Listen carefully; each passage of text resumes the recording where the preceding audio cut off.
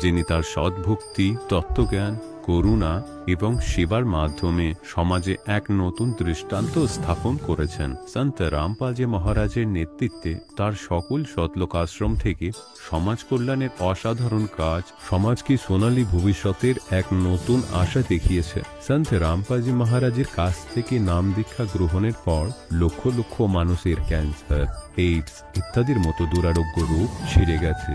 সন্তজির জ্ঞানে অনুপ্রাণিত হয়ে তার অনুগামীরা লক্ষ লক্ষ ইউনিট রক্তদান করেছেন। সন্তজি লক্ষ লক্ষ বোন ও কন্যার যৌতুক মুক্ত বিবাহ করিয়েছেন। সন্তজি লক্ষ লক্ষ মানুষকে নেশা থেকে মুক্তি দিয়েছেন। কোটি কোটি ভেঙে যাওয়া পরিবার আবার জোড়া লেগেছে। সন্তজির আশ্রমে সমাগমের সময় বিনামূল্যে চক্ষু চিকিৎসা, দন্ত চিকিৎসা প্রদান করা হয়। সন্ত রামপালজি মহারাজ সময়ে সময়ে পরিবেশ রক্ষার উদ্দেশ্যে ব্যাপক পর্যায়ে বৃক্ষরোপণ করেন। সন্তজি অভাবীদের তাৎক্ষণিক ত্রাণ সরবরাহের জন্য অ্যাম্বুলেন্স পরিষেবা চালু করেছেন। সন্তজি তার অনুগামীদের দেহদানের জন্য অনুপ্রাণিত করেন, যাতে মানবতার সেবা এবং চিকিৎসা ক্ষেত্রে উন্নতি হতে পারে। সন্ত রামপালজি মহারাজের সকল আশ্রমে প্রতিটি সমাগমে বিনামূল্যে ভান্ডারার আয়োজন করা হয়, যেখানে প্রতিটি শ্রেণী, প্রতিটি জাতি এবং প্রতিটি ধর্মের মানুষ একসাথে বসে খাবার খায়।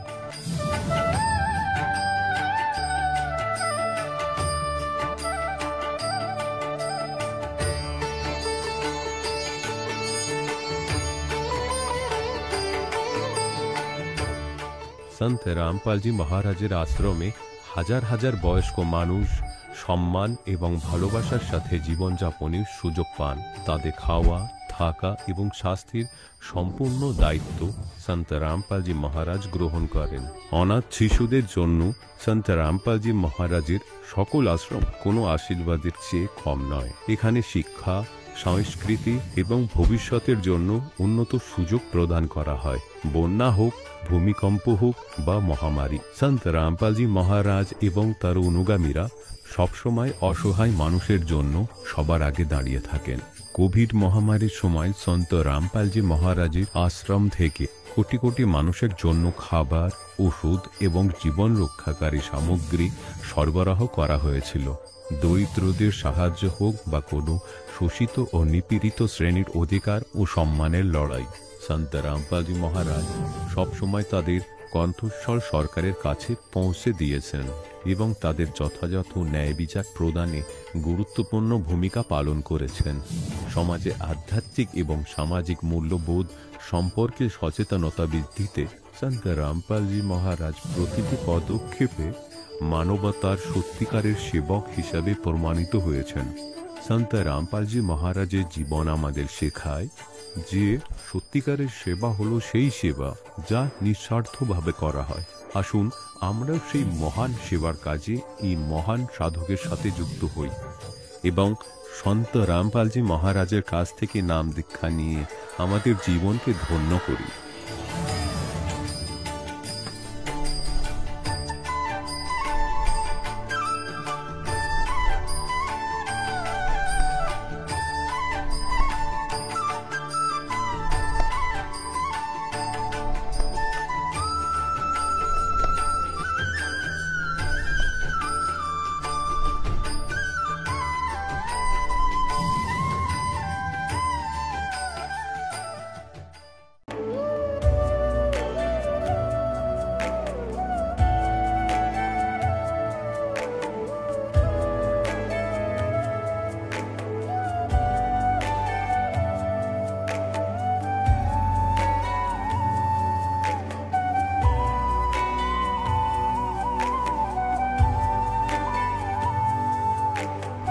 প্রভু, রাম, দেব, ভগবান, আল্লাহ, খোদা, ঈশ ইত্যাদি একই শক্তির নাম। তিনি কেমন, কোথায়, কিভাবে খুঁজে পাওয়া যাবে, তাকে কে দেখেছে? এই প্রশ্নবোধক চিহ্নগুলি সম্পূর্ণভাবে সরানোর জন্য অনুগ্রহ করে শুনুন জগৎগুরু তত্ত্বদর্শী সন্ত রামপালজি মহারাজের অমৃত প্রবচন। সমস্ত পবিত্র ধর্মের পবিত্র শাস্ত্রের আধারে। নমস্কার প্রিয় দর্শকবৃন্দ, আজকের সাক্ষাৎকারী রয়েছেন পশ্চিমবঙ্গ থেকে আগত দর্পণ মণ্ডল। একসময় তিনি ছিলেন এক গভীর সংকটে নিমজ্জিত জীবনযাপনকারী। নানা পূজা, তান্ত্রিক চিকিৎসা, শরীরের যন্ত্রণা আর পারিবারিক অশান্তিতে জর্জরিত। ছোটবেলা থেকেই নানা দেবদেবীর উপাসনা করলেও জীবনে কোনো সত্যিকারের শান্তি বা সুখ আসেনি। 2021 সালে এক শুভ মুহূর্তে তিনি দেখতে পান সদ্গুরু সন্ত রামপালজি মহারাজের সৎসঙ্গ। সেখানে সত্যজ্ঞান বুঝে নাম দীক্ষা গ্রহণ করেন, আর তারপরই শুরু হয় এক অলৌকিক পরিবর্তন। শরীরের যন্ত্রণাগুলো শান্ত হয়, সংসারে ফিরে আসে সুখ ও স্থিতি। এমনকি কোভিড-19-এর আক্রমণ থেকেও অলৌকিকভাবে রক্ষা পান তিনি। আজ দর্পণ মণ্ডল কেবল একজন ভক্ত নন, তিনি একজন বাঁচা মরা থেকে ফিরে আসা যাত্রী, যিনি নতুন জীবন পেয়েছেন সত্যজ্ঞান ও পরমাত্মার খোঁজ। চলুন শুনে নেওয়া যাক দর্পণ মণ্ডলের এই হৃদয়স্পর্শী জীবন কথা তার নিজের মুখে। নমস্কার স্যার সাহেব, আপনার নাম? দর্পণ মণ্ডল, আপনি কোথা থেকে এসেছেন? মালদা ডিস্ট্রিক্ট, পশ্চিমবাংলার। সন্ত রামপালজি মহারাজের কাছ থেকে নাম দীক্ষা আপনি কবে নিয়েছেন? 2021-এ। সন্ত রামপালজি মহারাজের কাছ থেকে নাম দীক্ষা নেওয়ার আগে আপনি কোনো ভক্তি সাধনা করতেন? অনেক করতাম, মনসা করতাম, বজরংবলী করতাম, কৃষ্ণজি করতাম, শিবযাত্রী করতাম, রবিবার করতাম, অনেক করতাম। কোনো অভাব ছিল না। পূজা যে কোনটা করে না, বৃহস্পতিবার, শুক্রবার, শনিবার, কোনো দিনের জন্য বাকি না। কখনো কখনো একটু বাকি থাকতো, না তো না। করতে করতেও আবার চলতে পারতাম না, তবু করতাম। জান চলে যেত, তবু করতাম, কিন্তু ছাড়তাম না যে ভগবান আছে, ভক্তি করতেই হবে। কিন্তু আমরা এটাই জেনেছিলাম ছোট থেকে, জানি না যে কাকে ভগবান বলে, কিন্তু আমরা ভগবানই জানি। আপনি বললেন আপনি অনেক সাধনাই করতেন, তাও আপনার জীবনে দুঃখে পাহাড় ভেঙে পড়েছিল। তাহলে সন্ত রামপালজি মহারাজজির স্মরণে কিভাবে আসলেন? হ্যাঁ, আমি ভক্তি আগে আমি তো মরেই যেতাম, বাঁচতাম না, কিন্তু আমাকে মালিক বাঁচানেওয়ালা আছে। আমাকে একটা সাতসঙ্গ দিয়েছিল, আমাদের মাস্টার শ্বশুরের ছেলে ছিল, তো একটা সাতসঙ্গ দিল। বলছে, বৌদি তুমি তো অনেক পড়ে আছো, ভালো হয় না, অনেক কিছু করছো, তো একটা সাতসঙ্গ দেখো তো, যদি ভালো লাগে তো শুনবা, না তো ছেড়ে দেবা। তো আমি শুনতে লাগলাম। আমি তো পড়ালেখা নেই যে বই পড়তে পারবো, আমি শুধু সাতসঙ্গ দেখতে লাগলাম। বাড়ির সবাই সাতসঙ্গটা দেখতে লাগলো। তখন ফার্স্টে মোবাইল দিয়েছিলাম, মোবাইলে সাতসঙ্গ দেখতে দেখতে যখন আমি দেখলাম তো আমার অনেক সুখই লাগলো। আমি সাতসঙ্গ শুনতে শুনতে কিছুটা লাভ পেয়েছি, অনেক সুন্দর লেগেছে, আমি হাঁটতে চলতে পারছিলাম। তো সাতসঙ্গ শুনতে আবার যেগুলো যে পূজা করি, সেগুলো আর পূজা আমার মন যায় না যে করি আমি, তবু যতক্ষণ আছি তো আমি ছাড়তে পারিনি। তো ছেলেপুলেকে বলতাম যে তোমরা করো, তো ছেলেপুলেও মন দিয়ে করতো না, তবু ডরে ডরে করতাম। যখন আমি 15 দিন হলো কোনো মতন, তাহলে আমি 15 দিনের বেলা থেকে 16 দিন যখন হয়ে গেলো, তো আমি আর থাকতে পারছি না, আমি যাবোই। তখন ওখানে নাম্বার দিল আমাকে, ফোন করলাম, ফোন করে বলছে তুমি মালদা আসো। আমি বলছি আমার মালদা দেখা নেই। তো দেখা নেই তো তাহলে কী করে আসবা? তাহলে আমাকে করে নাম্বারে ফোন করতে করতে তুমি গাড়িতে চড়ে চলে আসো। আমার একটা ছেলেকে নিয়ে, বড়ো ছেলেকে নিয়ে চলে আসলাম। তো এখানে যখন নামদান সেন্টারে ফোন করলাম, আবার ফোন নাম্বারে দিয়ে আমি চলে আসলাম। যখন তো এসেই আমি দণ্ডবাত করলাম। যেমনই দণ্ডবাত করেছি, শুধু শরীরে গোটা ব্যথা নিয়ে এসেছিলাম, কিন্তু কষ্ট নিয়ে এসেছিলাম, গাড়িতেও আসতে পারি না, কত কষ্ট করিয়ে এসেছিলাম। তো আসার পর্যন্তই আমি যখন দণ্ডবাত করেছি, তো এমন চমৎকার দিয়েছে যে আমি জানি না যে আমার শরীরে কী যে হলো, আমি কিছু বুঝতে পারিনি। এমন হয়ে গেল যে আমার শীতল হয়ে গেল শরীর, কোনো ব্যথা বলতে কিছু নাই, এরকম লাগলো। যখন এসলাম তো বলছে আমার শরীরে অনেক কিন্তু তাবিজ ভরা ছিল, পুরো শরীর থেকে আর একদম পায়ের তলা থেকে অনেক ঢেঁড়ি লাগানো ছিল, অভাব ছিল না যে কত কি জায়গা নেই, শুয়ে থাকতে পারতাম না। তো এখানে আসলাম, তো বলছে এখানে তো এই সব কিছু চলবে না, তো তাহলে কী করে নাম লিবা? তো আমি তো জানি না, তখন তো আমরা যেরকম জানছিলাম সেরকমই করছিলাম। তো এখানে এসে সব টাকা আমাকে খুলে ফেঁকে দিল। খুলে ফেঁকার পরে আমাকে যখন নাম দীক্ষা দিল, তো বলছে তোমার বাড়িতে কী কী আছে? বুঝে সব কিছু আছে, তো এগুলোও রাখতে হবে না। তো ওটাও বলে দিলাম ফোনের দ্বারাই যে সব কিছু উঠিয়ে রেখে দাও। এটা যখন উঠিয়ে রেখে দিল, আবার আমি বাড়ি গেলাম। যখন থেকে আমি নাম নিয়েছি সদ্গুরু রামপালজি মহারাজের, তখন থেকে আমার অনেক সুখী হয়েছে। তো হয়েছে, এখন পর্যন্ত ওই সুখেই আছি। এখন আমি খাটতে পারছি, খেতে পারছি, আমি এখন আমার ছেলে পুলে লেগে বেঁচে আছি। এখন আমার সব পরিবারের সংসারে সুখ আছে। আমি নাম নিয়ে 1 মাস মাত্রই হয়েছিল, আর আমার বাড়িতে আবার তান্ত্রিক কবিতর মুচড়ে গলিতে আর আমার পাঁজরে গেড়ে দিয়ে চলে গেল। কিন্তু আমরা তো জানি না, কিন্তু শুনেছিলাম আমি এন্দুর চুহা চড়েছে। তো আমার শাশুড়ি বলছে বাইরে বেরাবো, ফের মালিকের দয়ে আমরা বাইরে, আমার শাশুড়ি আমার বর নাম নিয়েছিল না তখন, তো আমি বাইরেও বেরালাম। সকালে উঠে দেখছি যে পাঁজরে কবিতর গেঁড়ে মুচড়ে গাঁড়ানো আছে।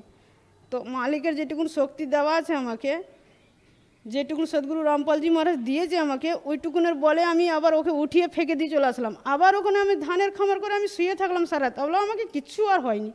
সেদিন থেকে আমাকে আর কিচ্ছু লাগেনি যে আমি এখানে কী করছি, কোথায় কী আছে আমি কিছু জানিই না। আর তার আগে আমি তো থাকতেই পারতাম না বাড়ির ভিতরেও না, এত ভয়ঙ্কর ছিল। তখন থেকে বিশ্বাস আমার আরও বেশি হয়ে গেছে। তখন আমার বাড়ির সবাই নাম নিয়েছে, নাম নেওয়ার পর্যন্ত এখনও তান্ত্রিক কিছু করলেও আমাদের বাড়িতে কিচ্ছু করতে পারে না। মালিকের দয়া, পরমাত্মা সদ্গুরু রামপালজি মহারাজের দয়াতে কিছু হয় না আমাদের বাড়িতে। আমরা করে খাইয়ে যাচ্ছি। আমরা এখন প্লট কিনে নিয়েছি। আমার পরিবার সংসার নিয়ে আমি দিল্লি ডাকরা সব জায়গায় যেতে পারছি, খাটতে পারছি, অনেক জায়গা চলতে পারছি। এখন ছেলের জন্য আমি মা বেঁচে আছি, স্বামীর জন্য পাত্নী বেঁচে আছি।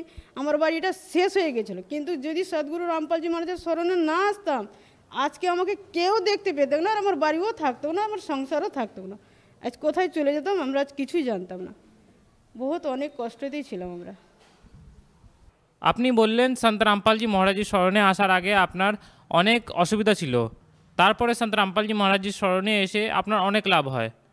তাহলে যারা আপনাকে এখন টিভিতে দেখছেন তাদেরকে আপনি কি বার্তা দিতে চান?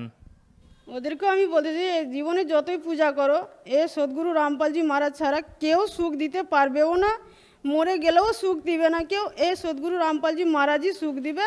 ওদেরই স্মরণে আসো, ওর ছাড়া কোনো গতি নেই। যতই কষ্ট করো, যতই সুখ করো, দুদিনের সুখ আছে।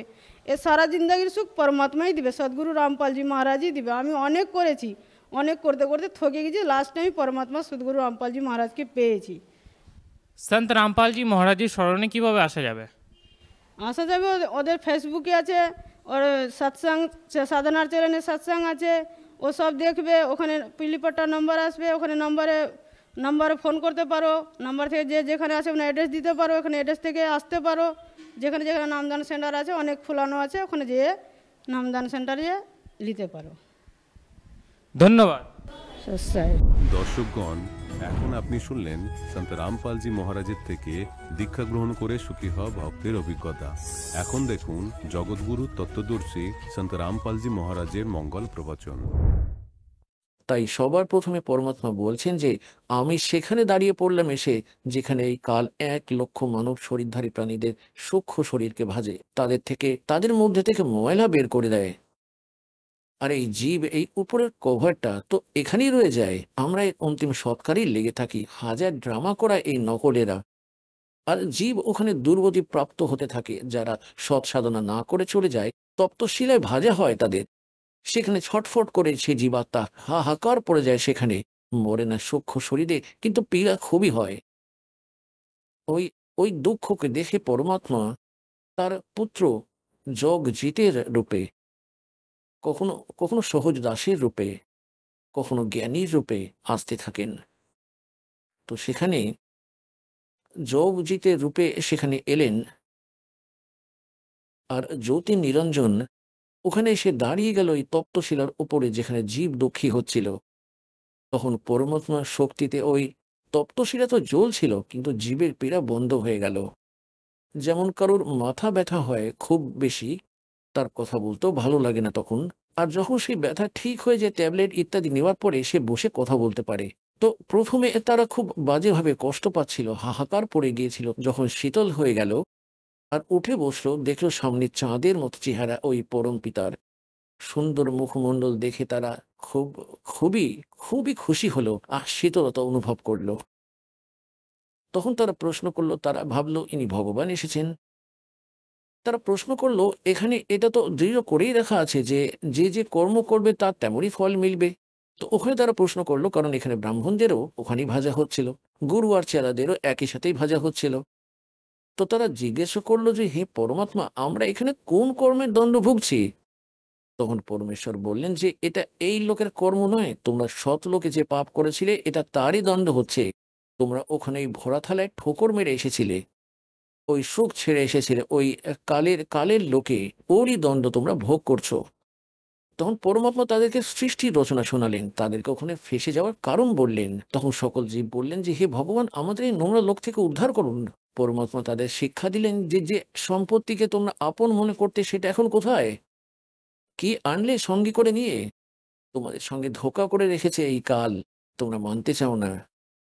তো ওখানে তো সবাই ফেঁসেছিল, হাত জোর করে বলল যে আগে এবার বলে দিন, এবার নিয়েছেন সতলোকে, আমাদের পিছু ছাড়িয়ে দিন।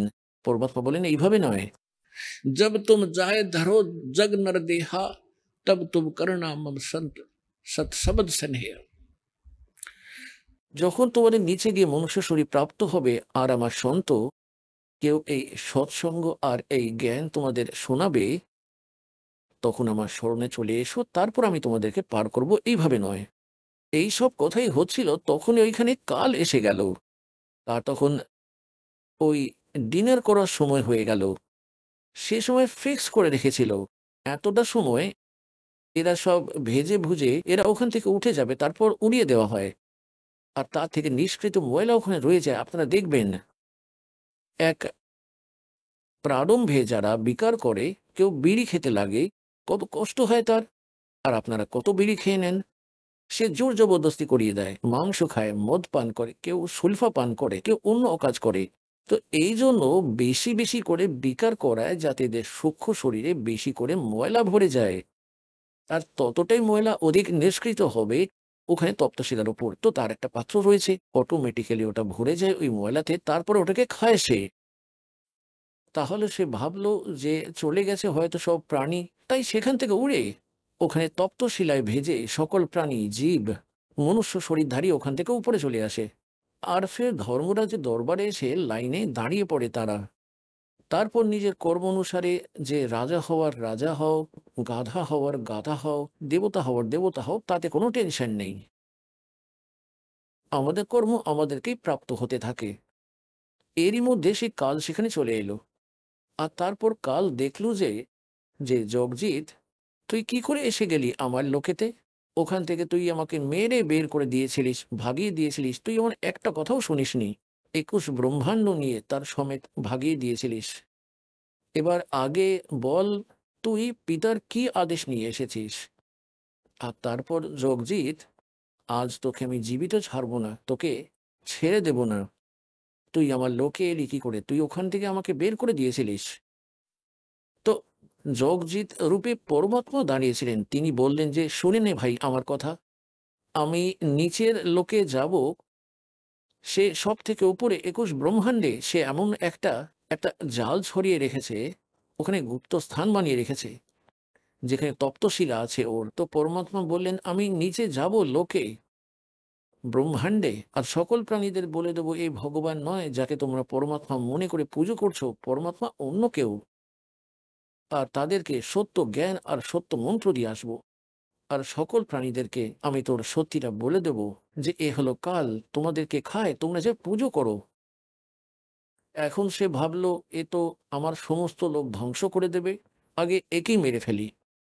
তো বলছেন পরমাত্মা যে ধর্মদাস আমাকে মারার জন্য সে ভয়ঙ্কর রূপ বানিয়ে নিল, আর যেন এক্ষুনি শেষ করে দেবে, আমার ওপর ঝাঁপিয়ে পড়ল। তখন আমি সৎ নামে সমীরণ শুরু করে দিলাম। এখন পুণ্যাত্মাগণ, ধর্মদাসজির মাধ্যমে পরমাত্মা আমাদেরকে একটা সংকেত বলে দিচ্ছেন যে কখনো আপনার উপর কোনো বিপত্তি এখানে চলে আসে, যার যে মন্ত্র প্রাপ্ত আছে, কারোর প্রথম মন্ত্র প্রাপ্ত থাকলে প্রথম মন্ত্র, শতনাম প্রাপ্ত হলে শতনামের জপ শুরু করে দাও।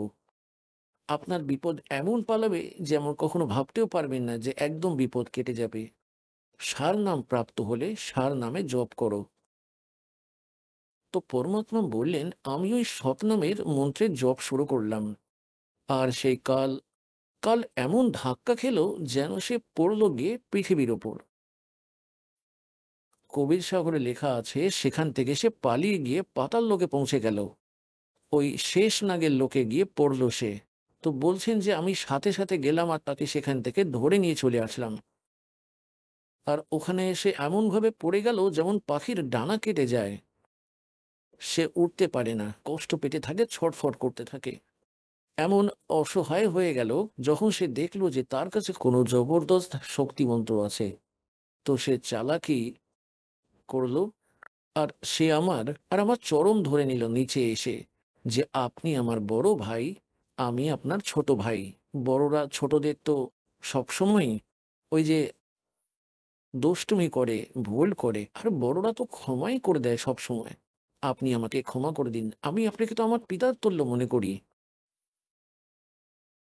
তো পরমাত্মা বললেন যে, আমি বললাম যে বল, কি কি চাস তুই? তখন সে আমাকে বচনবদ্ধ করলো যে প্রতিজ্ঞাবদ্ধ হন, তবে আমি চাইব। পরমাত্মা বললেন, পরমাত্মা জানতেন যে কি চাইবে বালক। পরমাত্মা কবির যে বললেন, ঠিক আছে, আমি প্রতিজ্ঞাবদ্ধ হলাম, চা কি চাইবি ভিখারি? তখনই কাল জ্যোতি নিরঞ্জন বলল, 3 যুগে জীব কম করে নিয়ে যাবে, और चौथा युग जब कलयुग आवे, तब तब शरण जीव बहु जावे, ऐसा वचन हर मोहि दीजे, तब संसार गमन तुम कीजे। তখন সে কি চাইলো যে 3 युगों में सतयुग त्रेता द्वापर माही, तीनों युग जीव थोड़े जाही। আর তারপর কি চাইলো যে পরমাত্মা, যখনই কলিযুগে আপনি আসবেন আর আপনার জ্ঞান শুনিয়ে নিজের বানিয়ে আপনি জীব নিয়ে যাবেন, আপনার জ্ঞানকে মানবে তারা আপনার হবে জগজিৎ। আর যে আমার অর্থাৎ কালের জ্ঞানকে মানবে সে আমার হবে, বাই ফোর্স নিয়ে যাবেন না তাকে। তখন পরমাত্মা বলেন, বাই ফোর্স নিয়ে যেতে হলে তো আমি এমনিই নিয়ে যাব।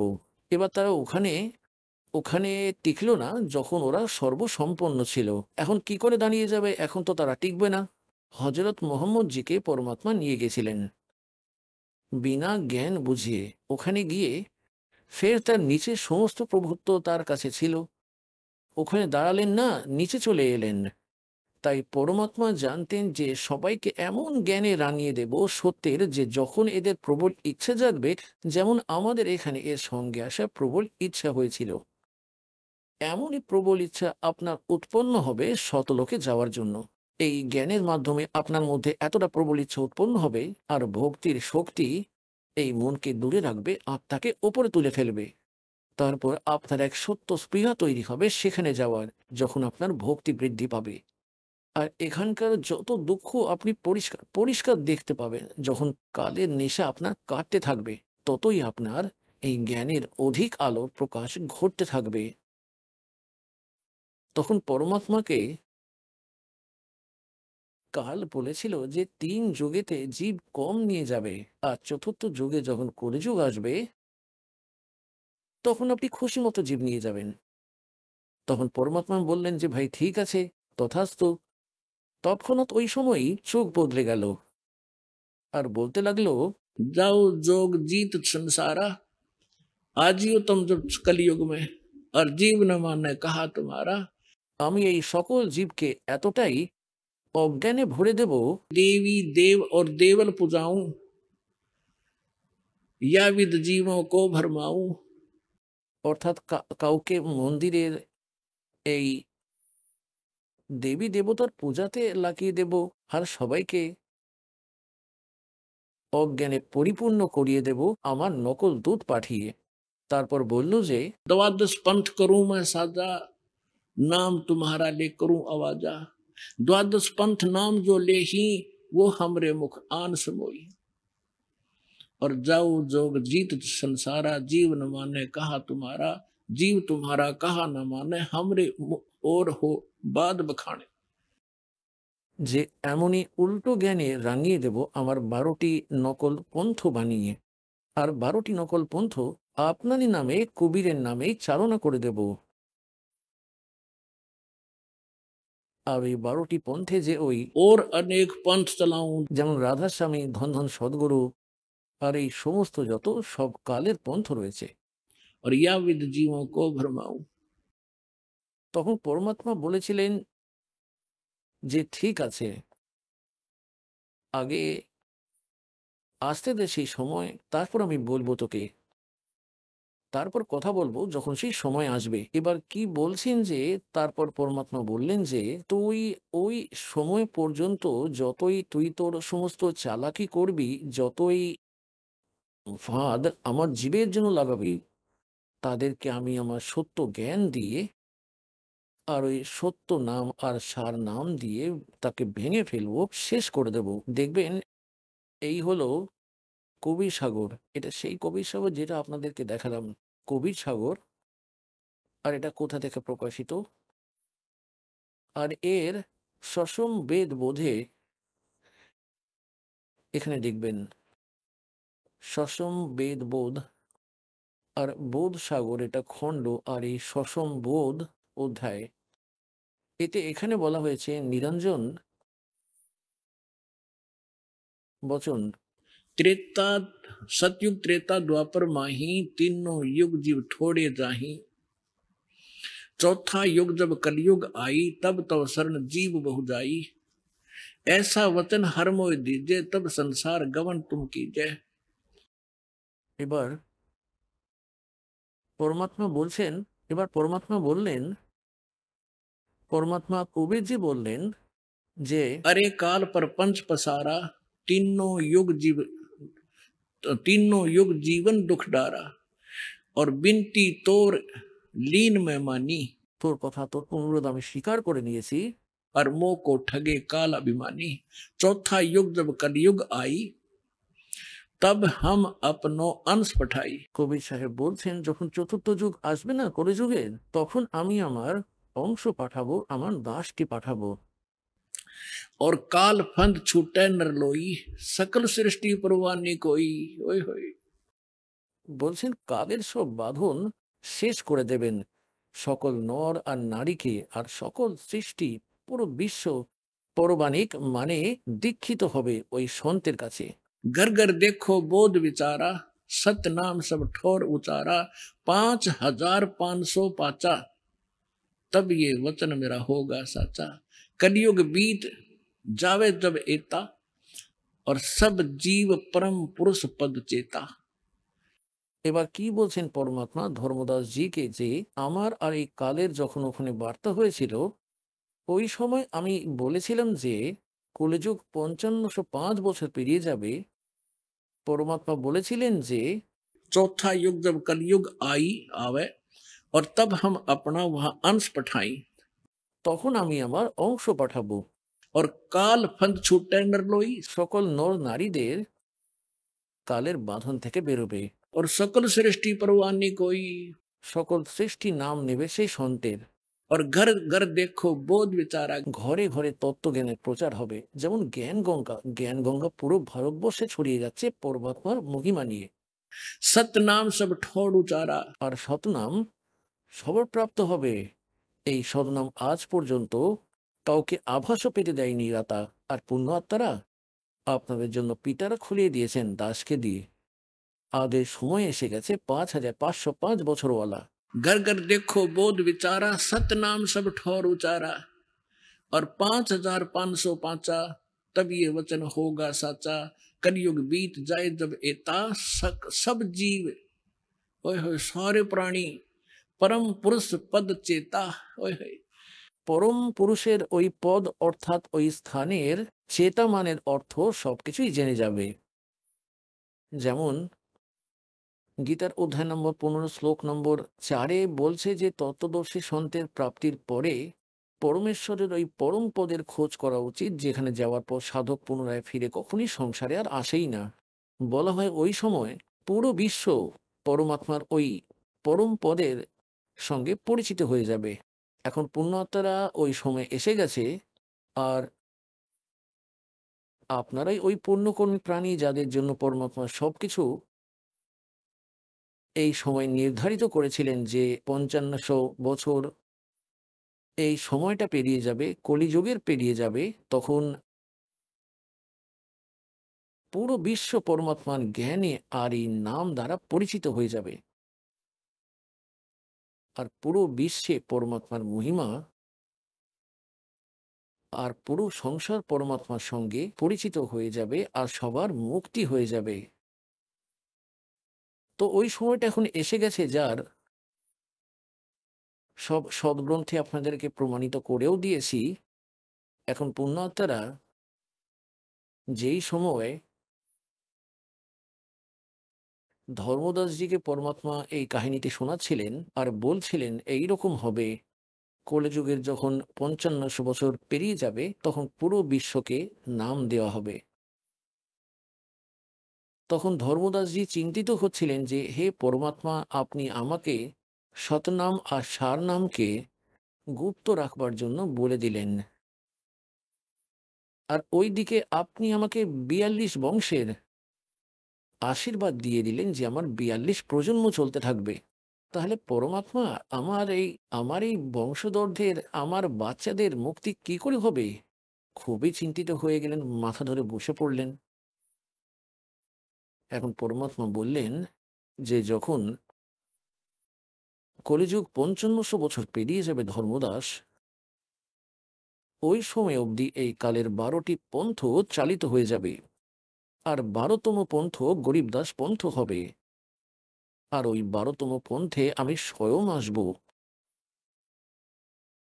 আর ওই সময় পুরো বিশ্বকে জ্ঞান বলে দেব, আর পুরো বিশ্ব এই তত্ত্বজ্ঞান, সত্য জ্ঞান আর সৎ নামের সঙ্গে পরিচিত হয়ে যাবে। তাহলে তোর পুত্রদের, তোর বংশধরদের কেন বাদ দেব? তখন তো সারা বিশ্বকে পার করব। কেন চিন্তিত হচ্ছিস তুই?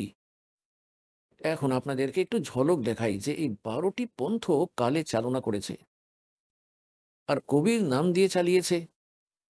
12তম পন্থ গরিবদাস পন্থ, আর গরিবদাস পন্থ থেকে এই দাসের নিকাশ ঘটেছে। 12টি পন্থ চালিত হয়ে যাবে, তখন পরমাত্মা বলেছিলেন যে তারপর আমি স্বয়ংই আসব। আর পরমাত্মা না এসে দাসকে পাঠিয়ে দিল, আপনাদের সামনে তুলে ধরছি, তাহলে আপনাদের বিশ্বাস হয়ে যাবে। এই দেখুন, এটা কবির বাণী, আর বোধ সাগর এটাই চলছে। এখানে কি বলছেন যে দ্বাদশ পন্থ চলো সো ভেদ, দ্বাদশ পন্থ কাল ফুরমানা। কালেরই ফরমান অর্থাৎ তারই আদেশ চলবে 12টি পন্থে। আর ভুললে জীব ন যাও ঠিকানা, তাতে আগম কে হাম রাখা বংশ हमारा চূড়ামণি শাখা। এবার এখানে একটু গন্ডগোল করে দিয়েছেন তিনি, চূড়ামণিকে আলাদা করে দিয়েছেন, যেখানে প্রথম চূড়ামণির থেকে শুরু হয়েছিল। কারণ এনারা এখানে দেখুন, তাতে আগম কে ইহা ফের প্রথম জগমে জাগো ভরমাও, ও নকল কবির পন্থের যে পন্থ আছে তাতে সবার প্রথম জাগো, আর যেখানে হওয়া উচিত ছিল চূড়ামণি, দ্বিতীয় সুরত গোপাল, তৃতীয় মূল নিরঞ্জন, চতুর্থ টকসার পন্থ,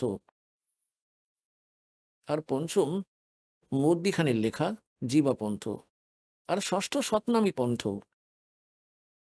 এইভাবে এই পন্থগুলি। এবার এর জীবনচরিত দেখাই আপনাদেরকে 1870 পাতায়। এখানে দেখবেন। এবার এখানে ওটা পদ্য ভাগে ছিল, এটা গদ্য ভাগের।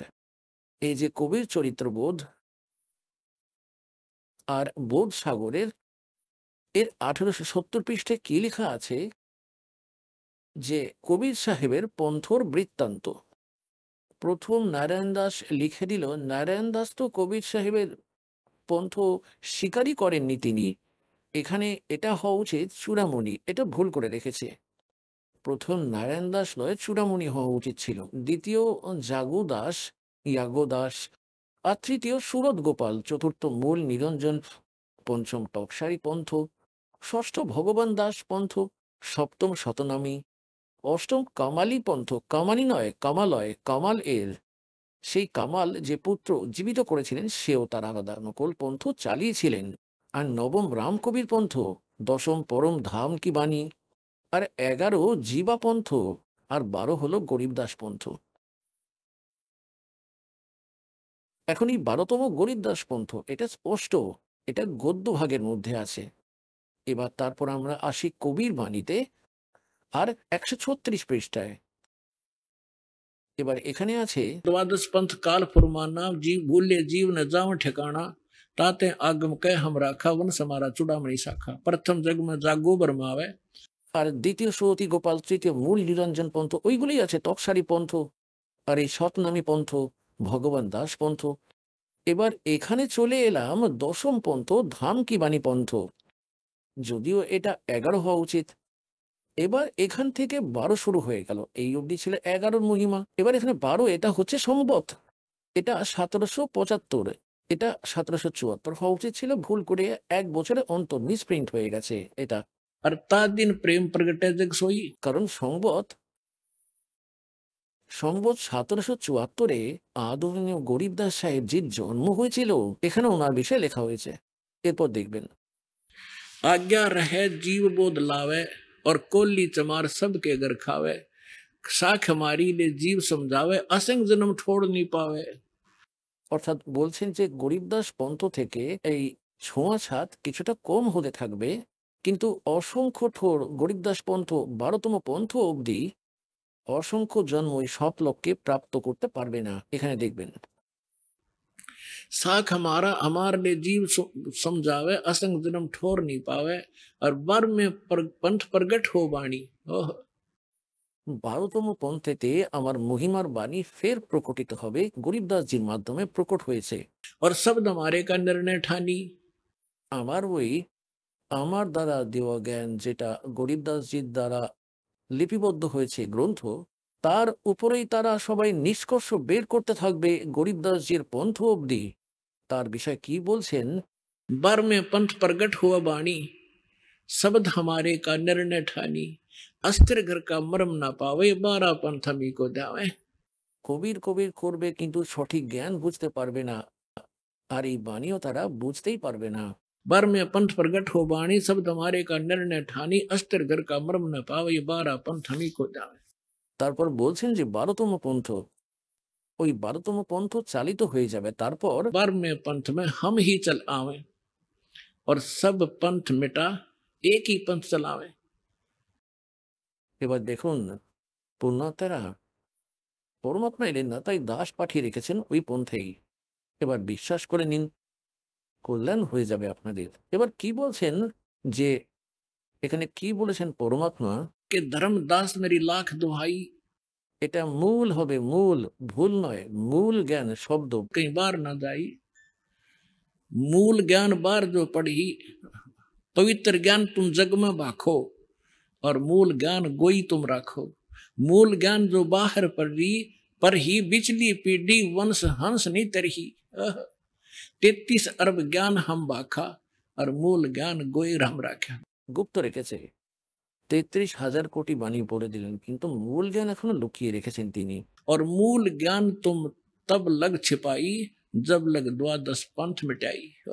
তারপর কি বললেন, धर्मदास मेरी लाख दुहाई, और इस मूल ज्ञान, ये मूल ज्ञान बाहर ना जाए। আমি তোকে যেটা বলছি মূল মন্ত্র, মূল জ্ঞান, এটা যেন বাইরে না যায়। मूल ज्ञान बाहर जो पढ़ी बिचली पीढ़ी हंस नी तरही। যদি এই জ্ঞান এই নকলপন্থীদের হাতে পড়ে গেল না সব, তাহলে মাঝের প্রজন্ম পার হবে না, তাহলে এটা মধ্য প্রজন্ম কি করে? এবার এটা প্রমাণিত করছি, দেখবেন। এখন আমরা এখানে পড়ছিলাম ওপরে कि बार में पंथ प्रगट हो बाणी शब्द हमारे का निर्णय ठानी अस्थिर घर का मर्म न पावे। অস্থির, স্থির মানে উনি অবিনাশী परमात्मा उस सतलोक का मर्म नहीं पावे, ये 12 पंथ हमी को ध्यावे। बर में पंथ हम ही चल कर आवे और सब पंथों को मिटा के एक पंथ चलाओ। তারপর বলছেন যে प्रथम चरण कलयुग निर्याना, कलयुग का प्रथम चरण कौन सा होगा, तब मगर मांडो में दाना। তখন পরমাত্মা বলেছিলেন যে কলিযুগে প্রথম চরণ তখন হবে যখন আমি মগহর থেকে সশরীরে যাব এবং একটি লীলা করব।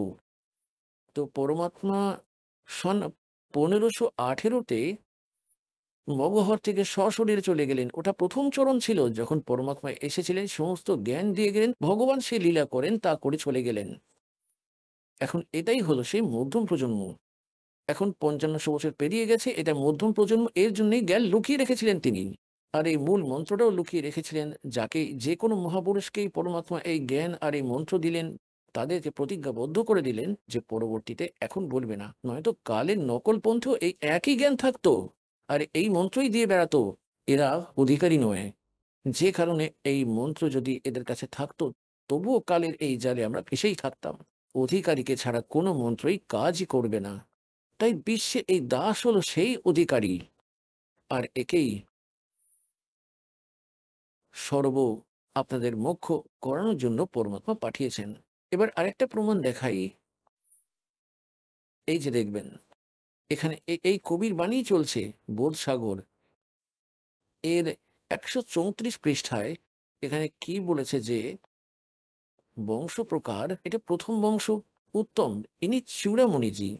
দ্বিতীয় পন্থ ওঙ্কারী, তৃতীয় প্রচণ্ড, চতুর্থ বংশ বিরেহে বিরোধ বিরেহে, আর পঞ্চম নিন্দ্রা, ষষ্ঠ বংশ উদাস, সপ্তম বংশ জ্ঞান চতুরাই, অষ্টম আটে দ্বাদশ পন্থ বিরোধ, নবম বংশ পন্থ পূজা, আর দশম বংশ প্রকাশ, 11তম বংশ প্রবট পসারা, আর 12তম বংশ প্রবট হো উজিয়ারা। ভারতে তো গরিবদাসজি এসেছিলেন, আর গরিবদাসজির মাধ্যমে বলা হয়েছে প্রগট হয় উজিয়ারা। অর্থাৎ গরিবদাসজির বাণীতে কবির সাহেবের মহিমা কলমতোর লেখা আছে। তাতে কবির সাহেবের বিষয়ে বিশেষ তথ্য আছে, কিন্তু কবির ওই গরিব দাসের পন্থের ওই মাহাত্ম্যটাকে বুঝতেই পারেনি, গুড়ো রহস্যটাকে। তারা গরিব দাসজিকে আর কবির সাহেবজিকে বিষ্ণুর অবতার মনে করতেন। জ্ঞান তো অনেক কিছু আছে ওই সদ্গ্রন্থে, কিন্তু তারা বুঝতেই পারেনি। যেমন বেদে সমস্ত জ্ঞান রাখা আছে, গীতায় সমস্ত জ্ঞান ছিল। যারা পাঠক তারা আজ অব্দি জানে না গীতায় বলতে কি চেয়েছে।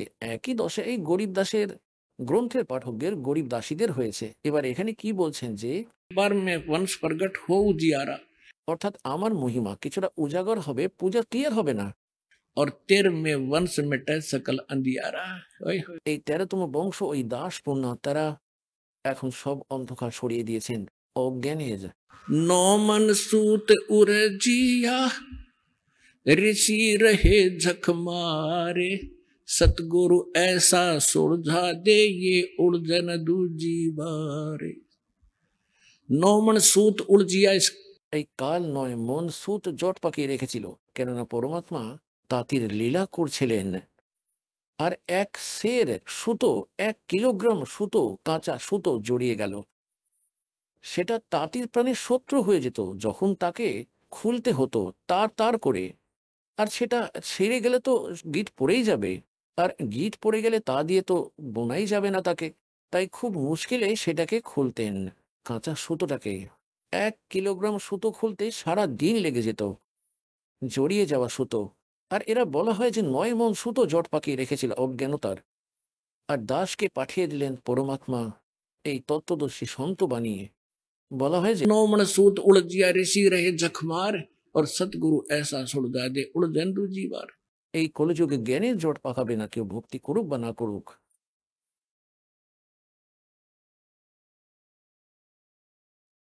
তো পুণ্যাত্মগণ, আপনার সৌভাগ্য যে আপনার জন্ম এমন সময়ে। लखबर सूरा जूझही, लखबर सावत दे, लखबर यति जहान में तब सतगुरु शरणा दे।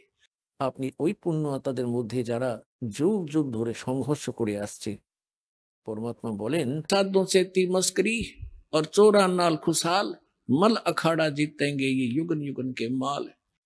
যেমন পরমাত্মা বলতেন যে আমি সমস্ত জ্ঞান সঠিক বলে থাকি, আমার সঙ্গে তো এরা মস্করা করে। और इन चोरा नाल खुशहाल, এই মিথ্যা কপটি সবকিছু মিথ্যা বলে এই সন্ত ঋষি মহর্ষি এদের সঙ্গে খুব প্রসন্ন। আর বলছেন मल अखाड़ा जीतेंगे ये युगन युगन के माल। মাল মানে রেসলার, পালোয়ান, যারা প্রথম থেকে এক্সারসাইজ করে আসছেন তারাই অন্তিম সময় যখন তারা সামনাসামনি হবে তারাই বিজয়ী হবে। যারা আগে যুগ যুগ ধরে শক্তি গ্রহণ করছে। তাই আপনারা যুগ যুগ ধরে আসছেন পরমাত্মার এই ভক্তির এই আখাড়ায়। আপনারা বহুদিন ধরে এক্সারসাইজ করে আসছেন, এখন ফাইনাল গেম এসে গেছে। তাই আপনারা এখন সেই সব পালোয়ান, সেই রেসলার। বলা হয়েছে साधुओं से ती मस्करी इन चोरा नाल खुशहाल, मल अखाड़ा जीतेंगे ये युगन युगन के माल। আপনার ওই যুগ যুগের মাল আপনারা এক্সারসাইজ করে করে আসছেন, এখন আপনার কল্যাণ হয়ে যাবে। কিন্তু এতে সব থেকে বড় জিনিস হলো মর্যাদা। আর মর্যাদার মধ্যে আমরা আপনাদেরকে আগে বলেই দেখেছি, নিয়ম দান দীক্ষা দেওয়ার আগে আপনাদেরকে খুব করে বলা হয় যে দীক্ষা নাও, নেবে তবে সেটাকে পূর্ণ করবে, তবেই আপনার লাভ হবে। নাম নিয়ে চলে যাও, সংসারের লোক লজ্জায় পড়ে খণ্ডিত করে দাও। পরমাত্মা সাহায্য করবেন না আপনার। যেমন আপনি কানেকশন নিলেন পাওয়ারের, বিদ্যুতের, তো বিদ্যুৎ যা কাজ করবে সেটা ম্যানুয়ালের চেয়ে ভিন্ন হবে। যেমন আপনারা আগে আপনাদের সংস্কার প্রাপ্ত করে আসছিলেন, সেটা মনে করুন ম্যানুয়াল, হাত দিয়ে আটা পেশাই করছিলেন। আর তারপর পাওয়ার কানেকশন নিয়ে নিলেন 3 ফেজের, আর চাক্কি লাগিয়ে নিলেন মোটরওয়ালা।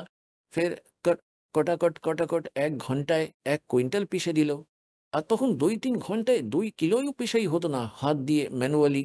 তাই আপনার সব কাজ যখন পরমাত্মার পাওয়ার দিয়ে হবে সেটা আলাদাই দেখতে পাবেন। আর কানেকশন কেটে গেলে তো ফের ওই ছই চাকি যেইকে সেই পড়ে থাকবে। তাই কানেকশন বানিয়ে রেখো, পরমাত্মার ফের লাভ দেখবেন। জনতা তাকিয়ে থাকবে আপনার বাড়ির দিকে যে এদের রোজ এত কি করে উন্নতি হয়ে যাচ্ছে, কি করে ফুলছে ফুলছে এরা। তাই পরমাত্মা পরমাত্মার মতোই কাজ করে থাকেন। আর গরিবদাসজি বলছেন যে ये संसार समझदा नाही कहंदा श्याम दोपहरे नू गरीबदास जी वक्त जात रोग इस पैरे नू। একবার হাত থেকে যদি আপনার এই মনুষ্য জীবন ফসকে যায় তাহলে সারা জীবন কেঁদেই যেতে হবে আপনাকে। তাই পরমাত্মার স্মরণে থাকবেন সম্পূর্ণ বিশ্বাস দিয়ে। আপনার আয়ু যদি নাও থাকে সেটাও বাড়িয়ে দেবেন তিনি। কিন্তু পুণ্যাত্মারা কিছু ঘটনা এমনও ঘটে যায় যেগুলি আপনারা জ্ঞানে পরিপূর্ণ না হওয়ার কারণে বিচলিত হতে পারেন যে সে নাম নিয়ে গেল, আর সে নাম দীক্ষাও নিয়েছিল কিন্তু তার মৃত্যু হয়ে গেল। দাস সবার প্রথমেই বলেছে যে মর্যাদা সর্বপ্রথম।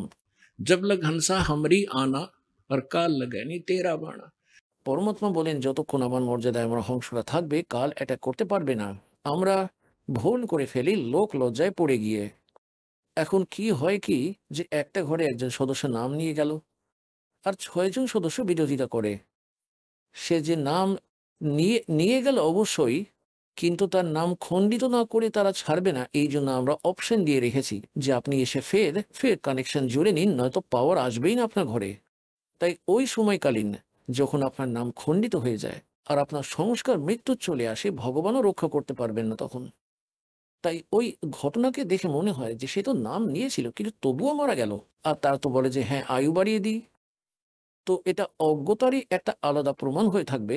যার জ্ঞান হয়ে যাবে সে স্বীকার করবেই না যে ওর নাম ঠিক থাকলে হয়তো নয়তো ভগবানের বাণী ফেলই হতো না।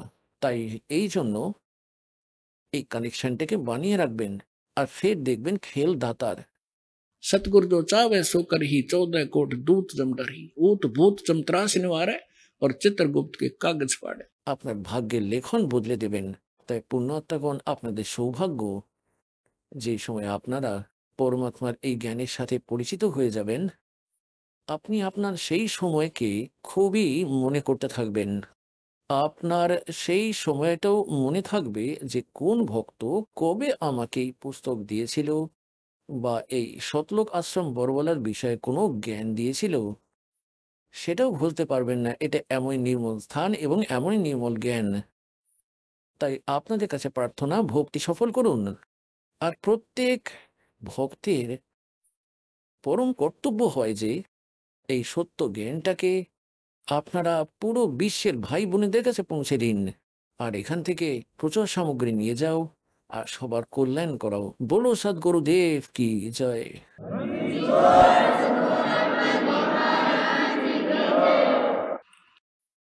পরম পিতা পরমাত্মা পূর্ণ ব্রহ্ম সর্বসৃষ্টি রচনাকার কবির পরমেশ্বরজির অসীম কৃপায় আপনারা সকল পুণ্য আত্মারা এই সৎসঙ্গ শোনার জন্য উপস্থিত হয়েছেন। সৌভাগ্য ওই প্রাণীদের যাদের এই সময় মানব শরীর প্রাপ্ত হয়েছে, আর যাদের এই সৎসঙ্গ উপলব্ধ হচ্ছে তারা তো খুবই পূর্ণকবি প্রাণী। পরমাত্মা স্বয়ং এসে আমাদের জ্ঞান করান আর আমাদের মনে করিয়ে দেন তোমরা যে লোকে বাস করছো এই লোক ঠিক নয়। পরমাত্মার কাছে সবাই দুঃখী প্রাণীরা আসতেন কবির বন্দি ছোড়ের কাছে, আর তারা বলতেন যে আমাদের উপর সংকট খুব আসছে গুরুদেব, আমরা মহা দুঃখী। তাই পরমাত্মা বলতেন বাচ্চারা এই লোকে এটা হলো কালের লোক, আর এখানে 21 ব্রহ্মাণ্ড অব্দি আগুন লেগে রয়েছে রাগ বিদ্বেষের। বেঈমান আর কাম, ক্রোধ, মোহ, লোভ, অহংকারের আগুনে সবাই জ্বলছে। এখানে কোনো প্রাণী সুখী নয়। আপনারা এইটা মানেন যে আমি রোগ মুক্ত হয়ে যাব, তাহলেই আমি সুখী হয়ে যাব। যে নিরোগ তাদের কাছে যান, তাদের না জানে আরো কত টেনশন থাকবে জীবনে। যাদেরকে আপনারা সুখী মনে করছেন, কারণ যারা নির্ধন আছেন তারা ভাবেন যে পয়সাওয়ালা, শেঠ, সাহুকার এরাই সুখী থাকবেন। যেখানে মায়ার সমাবেশ আছে পূর্ণতারা স্বপ্নেও সুখ হতে পারে না সেইখানে। এটা বড় ভুল প্রাণীদের, কেননা যতক্ষণ আমরা এই আগুনে না পড়ি ততক্ষণ আমাদের এমন লাগে যে শীতল হবে। আর শেঠ ভাবে যে রাজারা নিশ্চয়ই সুখী হয়ে থাকবে, আমাদের সুখ নামের কোনো বস্তুই নেই। কারণ শেঠ সে এমনই হয় না, তাদেরকে কত টিগ্রামবাজি করতেই হয়। তার কাছে 20-30 লাখ টাকা আছে, তা সত্ত্বেও তবুও 50 লাখ টাকার কাজ তাকে অগ্রিম, অন লোন, ঋণ নিয়ে শুরু করতে হয় তাকে, তবেই সে শেঠ হওয়ার কথা ভাবতে পারে। এবার 50 লাখের লোন নিয়ে নিল, বিজনেস ঠিক করে চলল না। এবার 20 লাখ সেটাও গেল, আর 30 লাখ, 50 লাখের লোনও গেল। শেঠ ওই সময় টেনশনের মধ্যে নিজের জীবন ব্যতীত করতে থাকেন। ফের ভাবতে থাকেন যে দ্বিতীয় বিজনেস করি। সাধারণ ব্যক্তি তো মনে হয় যে বড় শেঠ, বড় বিজনেস চলছে, কিন্তু স্বপ্নেও শীতলতা ওই প্রাণীর হয় না। সেই সেই শেঠ, সাহুকার অর্থাৎ ধনী ব্যক্তিরা মনে করে রাজারা সুখী হবে। একটা ঘরের সদস্য, ছোট ঘরের, যেখানে 4-5 জন সদস্য হয়, একটা ঘরের প্রধান যেখানে 4-5 জন সদস্য হয়ে থাকে, সে তাদের নির্বাহে, তাদের ব্যবস্থাতেই কতটা দুঃখিত হতে থাকে। কারোর ফিস ভরতে হবে, কারোর অ্যাডমিশন করাতে হবে, কারোর কাপড় আনতে হবে, কেউ বিবাহের যোগ্য হয়ে গেছে, আরো প্রচুর পারিবারিক সমস্যা থাকে, সেগুলো সামনে আসতে থাকে। আর একটা রাজা একটা ক্ষেত্রের প্রধান হয়ে থাকে, তারও আরো বেশি টেনশন থাকে তার প্রজাদেরকে সুনিয়োজিত রাখবার জন্য আর ল অ্যান্ড অর্ডার বজায় রাখার জন্য। তাহলে স্বপ্নেও সুখী হয় না রাজার। ঠিক আছে, আজে বাজে কাজ তো করে তারা, একটু স্বস্তি পেয়ে মদ পান করে নেয়, নাচ গান দেখে তারা, কিন্তু ভিতর থেকে যেই কে সেই জ্বলতে থাকে তারা। পৃথিবীর রাজারা ভাবতে থাকে যে স্বর্গের দেবতারা সুখী হবে। এই দেবতাদের কাহিনী পড়ে দেখো পুরাণের মধ্যে, তাদের মধ্যে একই আগুন জ্বলছে যা এখানকার লোকেদের মধ্যে আছে, কারণ তাও একটা জীব। যেমন কেউ IAS অফিসার হয়েছে, যদিও সে কমিশনার হয়ে যায়, ডিসি হয়ে গিয়ে থাকে, তবুও সে তো জীব, মনুষ্যই। তার মধ্যেও সব রকম বিকার বিদ্যমান রয়েছে, যেটা একটা গরিব ব্যক্তি, সাধারণ নাগরিকের মধ্যে আছে। কাম, ক্রোধ, লোভ, মোহ, অহংকার, এই সবের মধ্যেও সে জর্জরিত।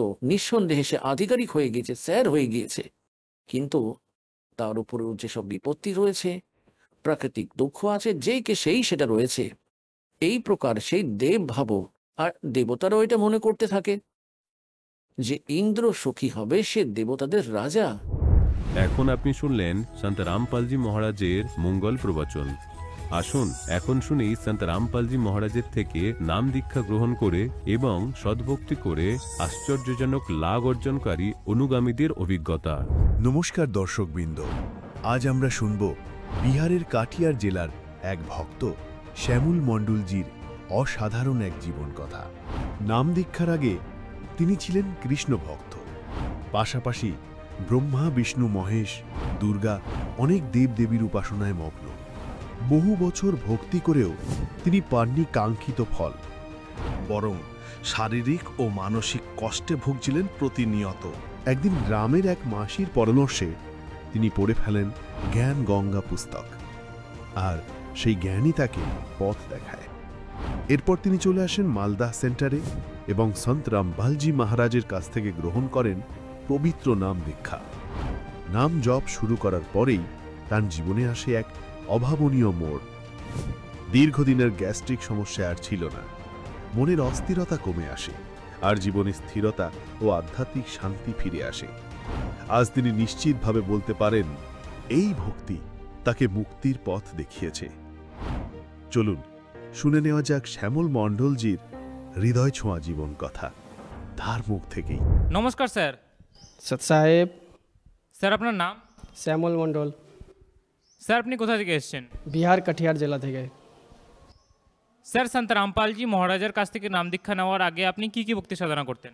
সন্ত রামপালজি মহারাজের স্মরণে আসার আগে আমি ব্রহ্মা, বিষ্ণু, মহেশ, দুর্গা এসবের ভক্তি করতাম। সবচেয়ে বেশি আমি কৃষ্ণকে মানতাম। স্যার আপনি বললেন যে আপনি শ্রীকৃষ্ণের ভক্তি সাধনা করতেন, এছাড়াও বহু দেবী দেবতার ভক্তি সাধনা করতেন। তাহলে সন্ত রামপালজি মহারাজের স্মরণে আপনি কিভাবে আসলেন? সন্ত রামপালজি মহারাজের স্মরণে আসার কারণ হলো যে আমি গ্রামে কোথায় কাজে যাচ্ছিলাম, তো গ্রামের এক মাসি কাছে আমি আমার সমস্যার কথা বললাম। তো সেই মাসি আমাকে জ্ঞানগঙ্গা পুস্তক দিলেন।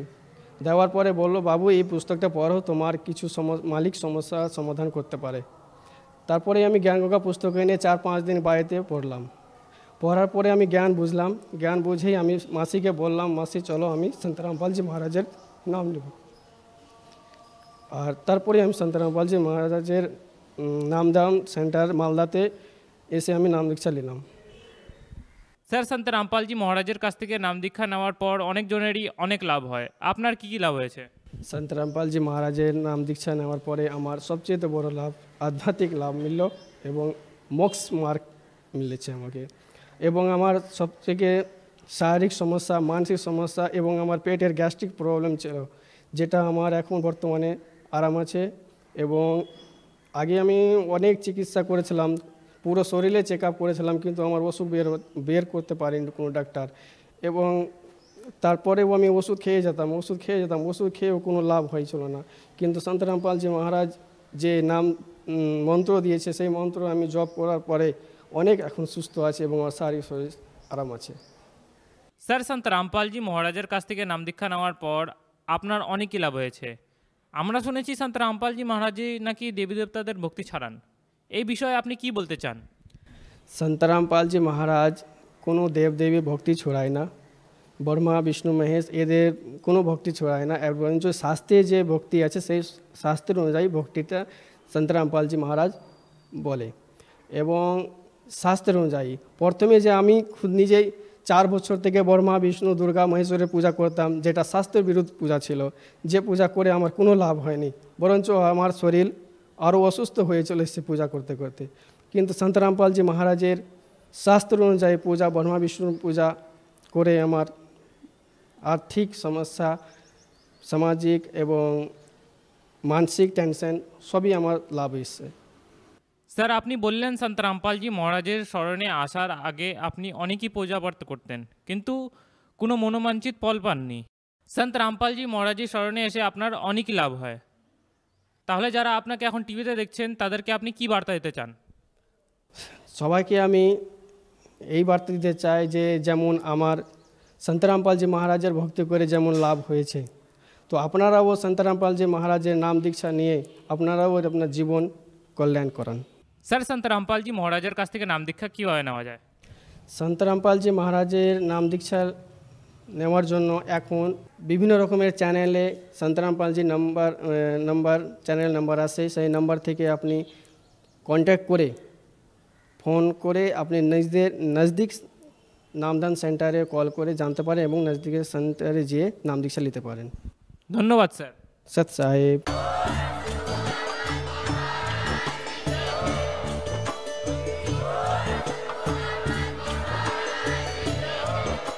আপনারা শুনছিলেন জগৎগুরু তত্ত্বদর্শী সন্ত রামপালজি মহারাজের মঙ্গলময় প্রবচন।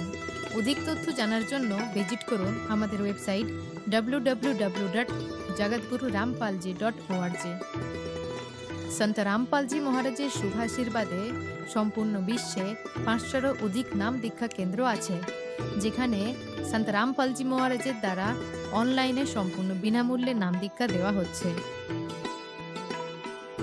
আপনার নিকটবর্তী নাম দীক্ষা কেন্দ্রের ঠিকানা জানার জন্য যোগাযোগ করুন 918882914911